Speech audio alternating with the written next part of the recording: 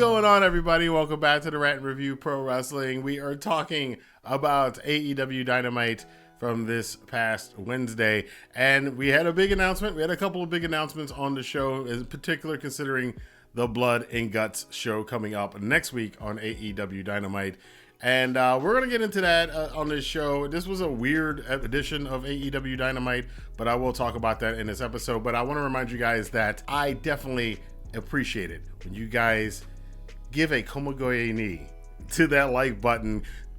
Grab its arms, rear back, and just plow your knee right through that like button. It does help the YouTube algorithm, the magical algorithm, let other wrestling fans know about this video, which we definitely need to do because things have been a little bit weird with me posting videos lately on YouTube. But I appreciate it very much. But let's talk about Dynamite.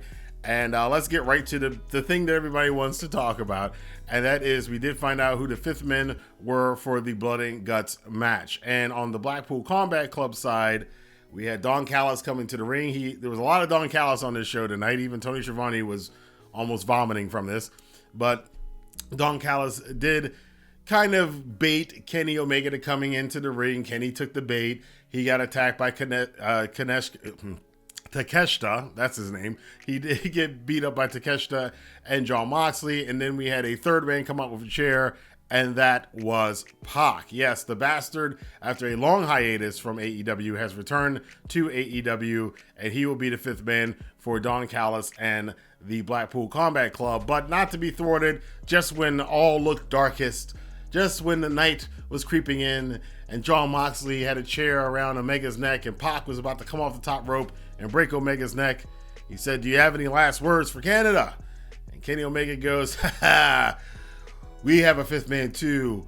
Look at the screen." And on the screen, we got the nice little teaser promo image. And yes, as we all suspected and hoped, it is Kota Ibushi, the Golden Lover, the man, the myth, the legend. Ibushi will now be officially joining the rest of the Elite. They are now officially the Golden Elite. Will be in full force as a five-man team to take on the Blackpool Combat Club, Pac, and Konosuke Takeshita at Blood and Guts next week. I thought this was really well done on a show that was very strange. Now, Ibushi was not in the arena that night, but he will be there for Blood and Guts next week. There was no Kota Ibushi is All Elite as of the time of this recording. It may have changed by the time you see this video, but I don't know what the deal is right now. We're going to have to find out about that over the next week. If Ibushi is signed with AEW, is this just a one-off or a partnership deal or whatever? But Ibushi famously doesn't sign for places. In fact, it was amazing that he signed with New Japan a couple years ago when he did. And I'm sure he regrets doing that now. And he probably will not officially sign with anybody again. But I think if there's any two people I think could be cool with a handshake deal, it would be Kota Ibushi and EVP of AEW, Kenny by God Omega. So we got that big reveal on the show. Has some other cool stuff on there. We got the tag team eliminator tournament. Pretty much found out where we're going with the finals. We had earlier in the night Darby Allin and Orange Cassidy, which is a great tag team. A tag team that in the early days of AEW I thought should be a thing. We've seen them through this tournament. They took on the team of Sammy Guevara and Daniel Garcia. Now Garcia and Guevara, of course, remnants of the, I guess, almost defunct Jericho Appreciation Society. We'll talk about that in a second. They still had a bit of a problem getting along with each other. Nada came out at the end of this match, and it looked like he did some recruiting for Daniel Garcia. He was trying to encourage Garcia to hit Orange Cassidy with Darby Allin's skateboard. There was a little tug of war there, and ultimately Sammy Guevara did get the pin on Darby because of the distraction. Afterwards, Sammy realized what was going on and kind of shook Darby's hand, apologizing for what happened. Garcia seemed to be a little bit less concerned about the cheating ways. So I think we're still continuing with this split story with Sammy Guevara kind of trying to turn face and trying to do the right thing. We'll see where that goes. On the other side of the tournament, we had the comical team of MJF and Adam Cole Bay taking on the monstrous team of Big Bill and the Machine Brian Cage. Earlier in the night, we had Adam Cole and MJF continuing their little odd couple thing, and it was actually very well done. They were at a bar, and MJF's trying to pick up on girls and trying to get Adam Cole to do it. Of course, we all know Adam is with Britt Baker, and Adam's like, I ain't doing that.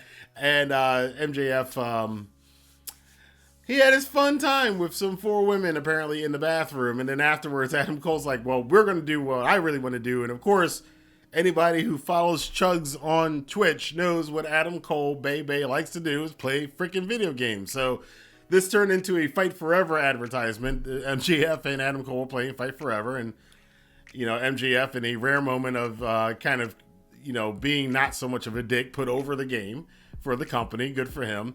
And there was one really touching moment. He did very well. There was some pretty decent acting in this little moment where they had this line where Adam Cole's like, you've never played multiplayer games before? And MJF goes, you need friends for that. And they let the moment sit. And I was like, beat in my heart. A little sadness for MJF there. That is kind of sad that the guy's never played multiplayer games because he has no friends. So Adam, that kind of put it over the top. Adam Cole is now hook, line, and sinker. He's falling for it. Now, we all expect that MJF is going to turn this around on Adam Cole in the future. Even Roderick Strong came up to Adam Cole and was like, you're not buying this, are you? And Adam Cole's like, nah, he's not such a bad guy. Whatever. The tag match was pretty funny. Now, on TV, for me, and for a lot of people I saw, the crowd seemed very dead. And it turns out from people who were there in attendance, the crowd wasn't dead. But on television, for a lot of us, it came across as the crowd sounded a little low. They sounded a little mild. Like, guys would come out to the ring, and usually, Orange Cassidy and MJF and Adam Cole would get these big pops, and they would get pops, but they sounded, like, muted. I'm not sure if that was an audio issue or what was going on there, but it did sound pretty low. But MJF got the crowd to pop. He kept selling that he wanted to slam Big Bill during the match. And then as things went on and they were doing a lot of this kind of goofy stuff in the ring, MJF does get the slam on Big Bill. The crowd jumps up and down. This is when I noticed the audio was off. Because he slams Big Bill. You can see in the background, the fans are literally jumping up and down. And the crowd sounds like, again, I don't know if that was an audio issue or not. But after the match, MJF and Adam Cole win the match by hook or by crook. They're going to go on to the finals to take on Sammy Guevara and Daniel Garcia. Going to be an interesting little combination there. Now remember, and this is where my mind started kind of spinning out of control about possible storylines here. If whoever wins this match next week, and it's kind of a 50-50 right now, I don't know if they're going to go with MJF and Adam Cole losing the match because MJF finally turns on Adam Cole. MJF's been teasing this double clothesline that they haven't hit the whole tournament. So I'm assuming that's going to happen next week when they get to the finals. But if they win, which is probably the more likely thing, it does set up a scenario, and this is depending on whether or not FTR is still World Tag Team Champions by then. It does lead to a scenario where we could get MJF and Adam Cole challenging FTR for the World Tag Team Championships. And if that is the case, as we saw, and as we know, FTR are buddies with CM Punk. CM Punk is carrying around this red bag that supposedly there's a version or a variation, or in his opinion, the actual AEW World Championship belt in that bag. We did see the other week on Collision when Roderick Strong got injured, Adam Cole came to the ring and CM Punk was in the ring at the same time, and there was a little weird kind of vibe between the two of them when they were both there to help out Roderick Strong. I don't know. So there's a lot of things that are potential seeds. I don't know if they're seeds, but they could be potentially seeding a lot of stuff going on here. I think things are, plus you got the Ricky Starks thing going on over Collision with CM Punk, and how's that going to work out? So it looks like they're weaving a lot of stuff together here for future stories revolving around probably MJF and CM Punk, which at this point in time, I am almost thinking that either at All In or All Out, that we are going to see a match between MJF and CM Punk head into those big shows. I would think probably even for All In, because that's a huge show. I don't think Adam Cole and MJF would headline that show, but then again, All Out is at Chicago, so maybe MJF versus CM Punk would be in Chicago and not London. This may be the first step towards that happening, so keep that in mind. Probably the best match of the night, Nick Wayne took on Swerve Strickland. Nick Wayne, a friend of Darby Allin's, 18-year-old prodigy from the, I'm not calling them indies, from the local wrestling scenes. And he came into this match with some very good promos that set up his backstory. The kid has a very interesting and very tragic backstory, which I appreciate that AEW did this and set this kid up with vignettes, and it paid off in a match.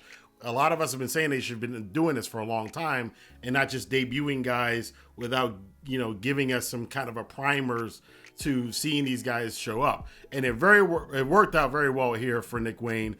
He was massively over as a babyface in here. Swerve Strickland played his role well. There were some nasty spots in this match. It kind of looked like at the end of the match, the Swerve may have broken Nick Wayne's arm. Darby was kind of upset about this.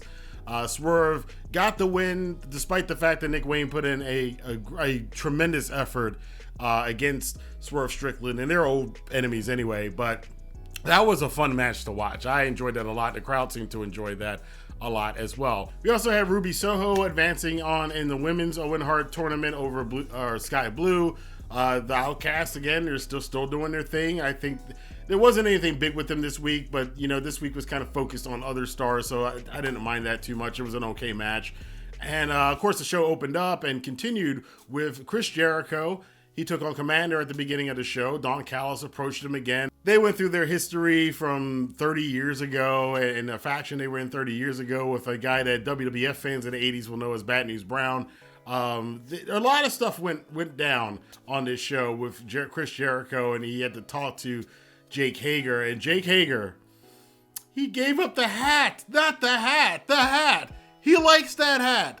He gave the hat to Jericho because he just said, I don't think you're down anymore. Interesting, because Hager said he's been there since the beginning, and Hager was there since the very first episode of AEW Dynamite. He showed up as a surprise for the Inner Circle, as it was known at the time.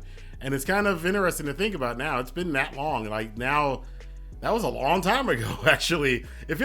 Some of me feels like it was just yesterday, because I was at that show, at the very first Dynamite, and it feels like it was just yesterday. But then again, I have to remember, it's been 4 years almost since that first Dynamite and since all that stuff happened. And AEW, it's been a wild ride for them for sure. But I want to know what you guys thought about this show. Again, I thought it was a weird show. The notable things are where is Jericho and this Don Callis thing going?